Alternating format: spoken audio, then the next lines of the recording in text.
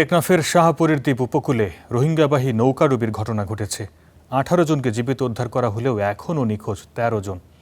এ নিয়ে আরও জানাতে আমাদের সঙ্গে যুক্ত হচ্ছেন সহকর্মী শহীদুল্লাহ। শহীদ, নৌকাডুবির যে ঘটনাটা এটি কখন ঘটেছে এবং এই নৌকাডুবিতে যে নিখোঁজ যারা আছেন তাদের উদ্ধারে কোনো কার্যক্রম পরিচালনা করা হচ্ছে কিনা, কি তথ্য আছে আপনার কাছে জানাবেন আমাদের।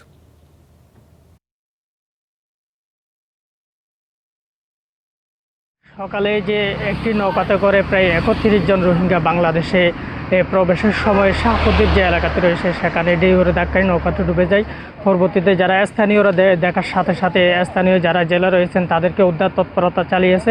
পরবর্তীতে জেলারা প্রায় 18 জন রোহিঙ্গাকে উদ্ধার করতে সক্ষম হয়েছে এবং যারা বলছেন যে প্রায় সেখানে আরও 13 জন মতো নিখোঁজ রয়েছে, আমরা সেই তথ্য জেলেদের কাছ থেকে জেনেছি। তবে তারা 18 জনকে উদ্ধার করে টেকনাফের বিজিবির কাছে স্থানান্তর করা হয়েছে।